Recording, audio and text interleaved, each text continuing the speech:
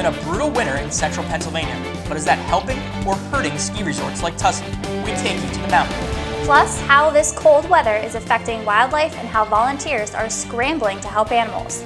The Center County Report starts now.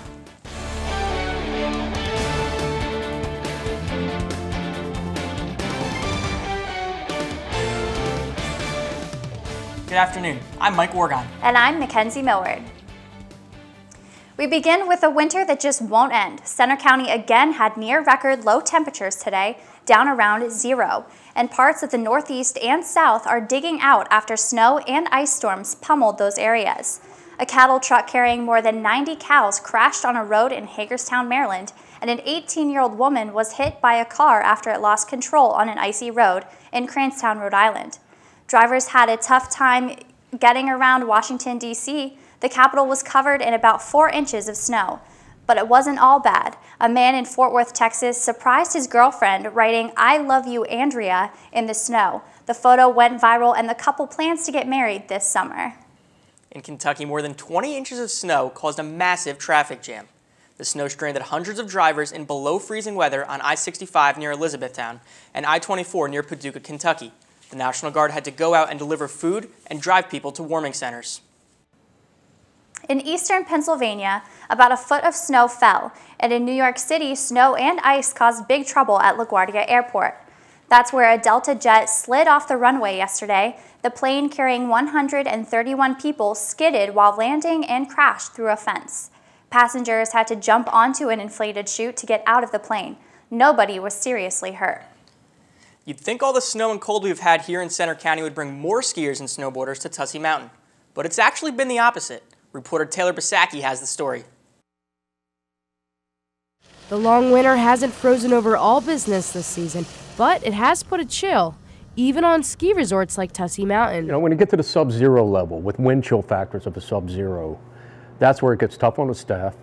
And it's tough on the guests. The ski resort opened on December 23rd and it had one of its busiest seasons in January. But when February came around, frigid temperatures kept people away. February was a challenging month. Our skier visits went down. Sometimes it can be too cold. The National Weather Service says last month was the coldest February on record in State College, with an overall temperature of 17.3 degrees. Those cold temperatures meant more time for the snow and more time for the slopes. But those record cold temperatures didn't stop Tussey's staff. Those cool, real cold, dry nights enable us to really make a lot of snow in a very efficient manner. Tussey's newest snow machines helped the mountain pump out more snow this year, and over the past 3 years, it was able to double its snow capacity. And we have so much snow on that mountain that we just stopped making snow. I mean, we have a 60-inch base throughout that mountain. We could have snow up there into late May into June. And with all of that snow, Tussey plans to see a lot more guests this month. We're hoping that people didn't get enough of the winter sports in February because it's so cold, and they're itching to get out in March because the spring skiing is going to be excellent here at Tussey. With that, Hoffman hopes to experience the best part of his job. And my favorite part is watching children and people of all ages learning and enjoying snow sports and making it a part of their life and having a smile on their face. Reporting in Boalsburg for the Center County Report, I'm Taylor Bisacki. Tussey will have live entertainment, festivals, snow sport competitions, and races to help draw visitors too.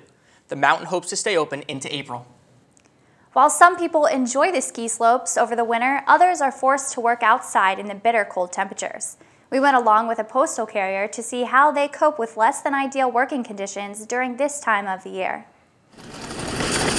I go out and serve the public, deliver the mail to them and everything. Everything from bills to cards from grandma, you know. A lot of the patrons out there on the route and everything, a couple of them look at me like when I'm walking around and everything, you know, what's the matter with the mailman? Why is he walking like that? You know, I'm just walking so I don't fall. Get out in the pouring rain or the snow and ice and everything else. We just got to deliver the mail, so that's what we do. Okay. Around to the houses and everything, that gets kind of cold on the hands. It's hard to keep a glove on your right hand when you're delivering mail. It keeps you nice and toasty. We have spikes that we use for the bottom of our shoes. Won't have to worry about slipping and falling. Bundle up. Got to do that on a daily basis, you know, when it's really cold. Postal workers want to remind homeowners to shovel walkways for safe deliveries. While the cold weather can be tough on people working outside, it can be deadly for animals. And as Megan Caffrey shows us, some of them need human help. When your pet gets sick or hurt, you take it to the vet. But how about wild animals? What happens to them? They're all thin and starving, the birds especially, because they're having a hard time finding food with all the snow cover. And we're getting, even if we get birds that are injured, they're also very thin or on the verge of starving to death. Center Wildlife Care here in Port Matilda takes in orphaned and injured animals and rehabilitates them until they're ready to be released back into the wild. Although winter is usually their slow season, this year in particular, the center is seeing a peak in numbers. The months of January through February usually only see about 10 animals coming in, but this year they've already received more than 50. Even the public can help if they know how to properly handle the wild animal. Now, if you find a wild animal that lets you get close enough to it, chances are it probably needs help. So what you want to do first is put on protective gloves so you're not coming in direct contact with the animal. Then find a plastic or even a cardboard box, place it over the animal, and slide a lid, whether it be plastic or even a piece of cardboard, under the animal, so it's safe to transfer to a wildlife center. But some people make mistakes, including feeding the animals. Although you may think it helps, it's important to minimize handling and keep the animal wild. When wildlife comes into the center, it's given a physical evaluation, a blood draw, and then care until the animal is acclimated and ready to go out into the wild again. In Port Matilda, I'm Megan Caffrey for the Center County Report. A team of medical staff, volunteers, and interns work together to help keep the center running smoothly.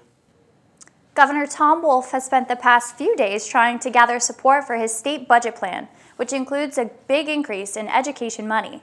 Wolf delivered his budget proposal earlier this week. He wants nearly $1 billion to go to public schools, colleges, and other education uses. But the plan also calls for tax hikes on income, sales, and gas drilling. Penn State reportedly would see about a $50 million funding increase. The U.S. Department of Justice is investigating the murders of 3 young Muslim Americans near the University of North Carolina last month to determine if it may have been a hate crime. Cases like that, Ferguson, Missouri, and others have focused new attention on possible hate crimes nationwide, and reporter Elena Hafner got reaction here in our area. I've lived most of my life in a post 9/11 world, and whatever there is, it's my norm. I've grown used to it because otherwise, you would be crippled by fear. These events that have been happening and the way that the American media has taken it and sort of construed it in another way where not to acknowledge that's a hate crime or not to acknowledge discriminative aspects, sort of like this, not recognize that scares me the most because it is so existent. Crimes perpetrated on the basis of or the motivated by race or ethnicity can be included in hate crimes. And so deciphering whether a crime is particularly part of a hate crime is always a controversial task. Recently, 3 Muslim students were shot at the University of North Carolina over a seeming, what they called a parking incident. Of course, the perpetrator of that horrible crime was seen as being very anti-religious. And so one is wondering, were those students targeted by him because they were Muslim or because he was just kind of angry over this parking space? And I think that there's a sense of thinking that everybody is a terrorist, everybody is an insurgent. Even though those who are terrorists are a very small group of people, that scares people. And even if I'm not a terrorist, right, I probably know someone. Just like you're living in the middle of Pennsylvania, you probably know some redneck who has a bunch of guns. We want to say that we're better than that.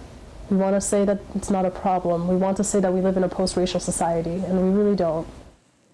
Some Penn State students, with the help of Hamsa and Shiva, are pushing for Penn State to cut ties with any company that funds efforts to disregard human rights.